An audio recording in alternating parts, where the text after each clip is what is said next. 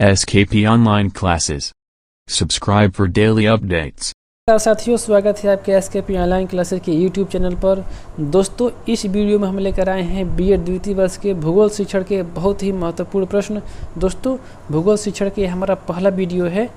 इसका जो भी वीडियो का क्वेश्चन है यूनिट 1 से लिए गए हैं। तो दोस्तों, शुरू करते हैं आज का सेशन। पहला प्रश्न है, सौर जगत को सबसे पहले किसने अध्ययन किया था? ऑप्शन दिया है टॉलमी, कोपरनिकस, केपलर, स्ट्राबो। तो दोस्तों, सौर जगत को जो सबसे पहले अध्ययन किए थे वो थे टॉलमी। तो इसका जो सही उत्तर है वो हो जाएगा ऑप्शन नंबर 1 टॉलमी।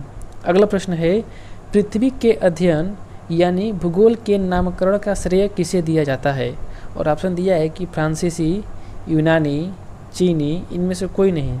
तो दोस्तों, पृथ्वी के अध्ययन यानी कि भूगोल के नामकरण का श्रेय जो दिया जाता है वो यूनानियों को दिया जाता है। तो इसका जो सही उत्तर हो जाएगा ऑप्शन नंबर 2 यूनानी। दोस्तों, भूगोल का जो शुरुआत हुआ है यानी कि भूगोल का जो अधिकतम विकास हुआ है वो यूनान में ही हुआ है।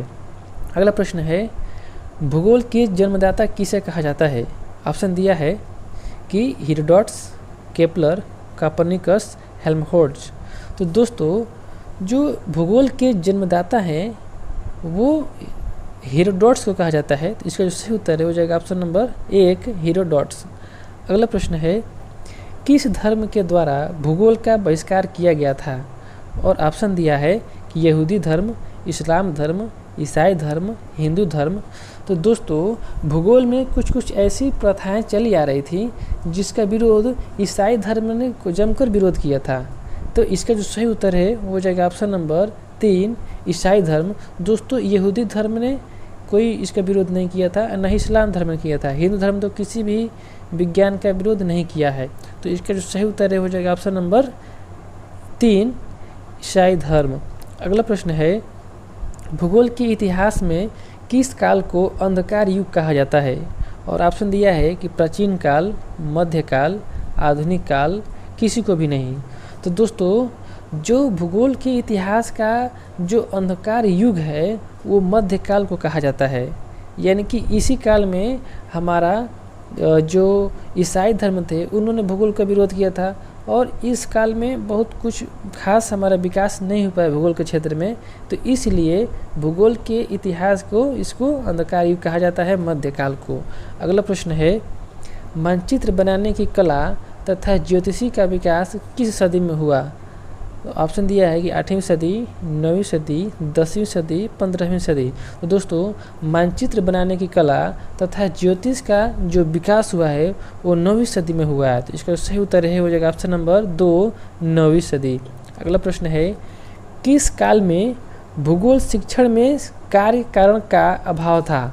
और ऑप्शन दिया है कि प्राचीन काल, मध्यकाल, आधुनिक काल, किसी में भी नहीं। तो दोस्तों, कार्य कारण का मतलब क्या होता है कि हम लोग पर्वत, हिमालय पर्वत, नदी, नाला इत्यादि के बारे में बातें तो कर रहे थे, लेकिन इसका हम लोग कुछ वैज्ञानिक ज्ञान नहीं दे पा रहे थे बच्चों को। सिर्फ और सिर्फ रटे रटाई विद्या पे ही हम ज़्यादा फोकस कर रहे थे। तो ये कार्य कारण का अभाव था इसमें। यानी कि अगर देखा जाए तो मध्यकाल को अंधकार युग कहा गया है और उसी काल में कार्य कारण का अभाव था। तो इसका जो सही उत्तर है हो जाएगा ऑप्शन नंबर 3 मध्यकाल। अगला प्रश्न है, आधुनिक भूगोल के जन्मकाल कब माना जाता है? और ऑप्शन दिया है कि 1685 से 1695, 1786 से 1793, 1885 से 1895, 1900 से 1905। तो दोस्तों, आधुनिक भूगोल का जो जन्म काल माना जाता है वो हो जाता है कि 1885 से 1895 तक। अगला प्रश्न है, किस सदी को भूगोल का स्वर्ण काल कहा जाता है? और ऑप्शन दिया है कि 19वीं सदी, 20वीं सदी, 18वीं सदी, 15वीं सदी। तो दोस्तों, जो हमारा 19वीं सदी है, 19वीं सदी को हम भूगोल के इतिहास का स्वर्ण काल कहा जाता है, क्योंकि दोस्तों इस काल में बहुत बड़े बड़े वैज्ञानिक जन्म लिए और भूगोल का इस काल में बहुत ही अधिक मात्रा में विकास हुआ। अगला प्रश्न है, भूगोल एक विज्ञान है और ऑप्शन दिया है कि एक सामाजिक विज्ञान है, एक भौतिक विज्ञान है, एक राजनीति विज्ञान है एक सामाजिक तथा राजनीतिक विज्ञान है।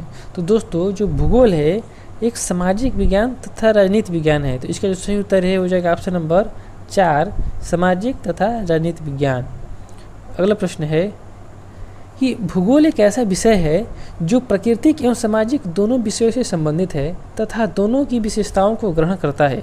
और ऑप्शन दिया है, मतलब पूछा है कि यह कथन किसका है, और ऑप्शन दिया है कि रिचर्ड हार्टसन, जीन्स ब्रुन्स, कार्ल रिटर, इनमें से कोई नहीं। तो दोस्तों यह जो कथन है कि भूगोल एक ऐसा विषय है जो प्राकृतिक एवं सामाजिक दोनों विषयों से संबंधित है तथा दोनों की विशेषताओं को ग्रहण करता है, यह कथन है रिचर्ड हार्टसन का। तो इसका जो सही उत्तर है हो जाएगा ऑप्शन नंबर 1, रिचर्ड हार्टसन।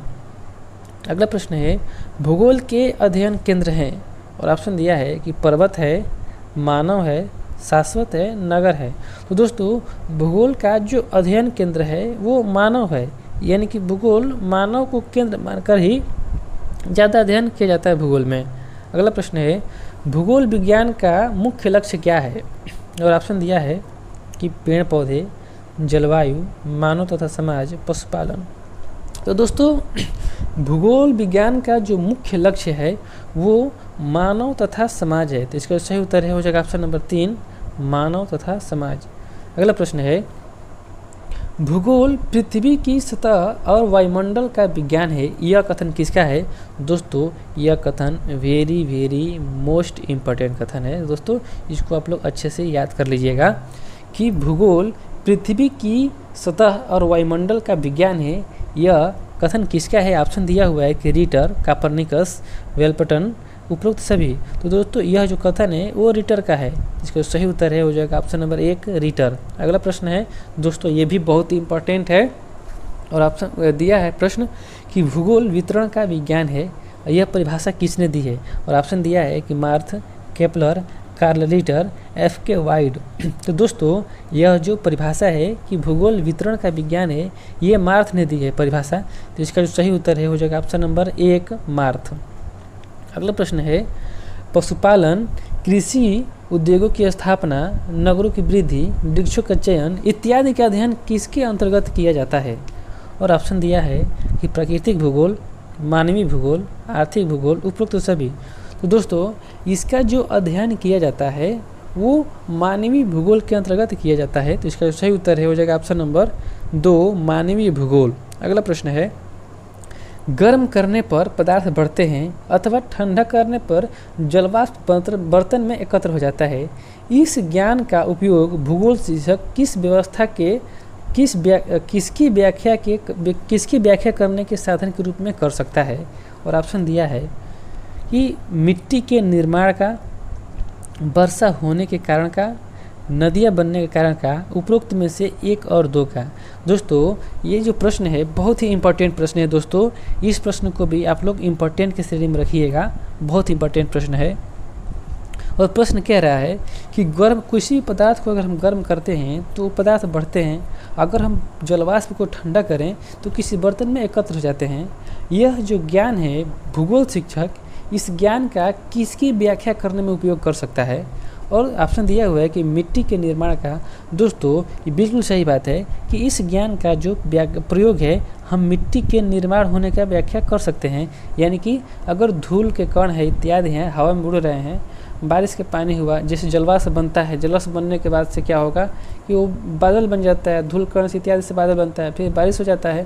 तो मिट्टी के निर्माण की व्याख्या कर सकते हैं और वर्षा होने के कारण का भी व्याख्या कर सकते हैं, लेकिन नदी निर्माण का व्याख्या नहीं कर सकते हैं। तो इसका सही उत्तर हो जाएगा ऑप्शन नंबर 4, उपरोक्त में से 1 और 2 दोनों का हम व्याख्या आराम से कर सकते हैं। अगला प्रश्न है पृथ्वी को कितने प्रादेशिक प्रदेशों में विभाजित किया गया है। और ऑप्शन दिया है कि 18, 29, 22, 26।